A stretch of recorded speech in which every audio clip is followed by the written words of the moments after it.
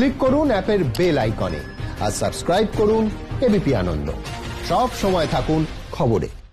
গৌতম হালদারের প্রথম সিনেমায় অভিনয় করেছিলেন সৌমিত্র চট্টোপাধ্যায় ও বিদ্যা বালন।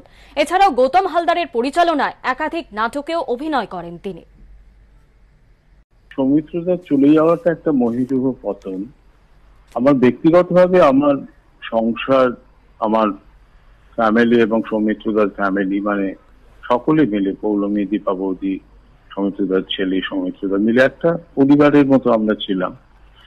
আর সৌমিত্রদার সঙ্গে আমার কয়েকটা কাজ করার সুযোগ হয়েছে, যেমন সেবাসুরে ভালো থেকো রাষ্ট্রপতি পুরস্কার নয়, মানে ইন্ডিয়া বেস্ট ছবি হিসাবে স্বীকৃত হয়েছিল, যেটায় প্রধান দুটি চরিত্রে ছিলেন সৌমিত্রদা এবং বিদ্যা।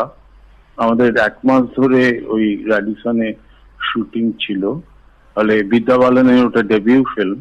এত বড় মাপের একজন শিল্পী, এত সংযত, মানে ওনার অভিনয়কে কখনো মনে হতো না যে উনি একটা চরিত্র হয়ে উঠছেন।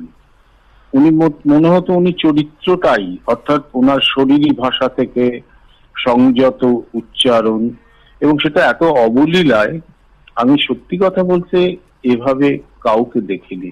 সেটা কি মঞ্চে, আমি অনেক ছোটবেলা থেকে ওনার সমস্ত অভিনয় মঞ্চে দেখেছি এবং আবার একই সঙ্গে কাজ করেছি, আবার সিনেমাতেও একইভাবে ওনার মানে অসাধারণ উপস্থিতি। এমন একটা ক্ষতি হলো আমাদের যে শেষ মহিরুহকে আমরা হারালাম। আমাদের বাঙালি সংস্কৃতির বোধহয় শেষ প্রদীপ নিভে গেল।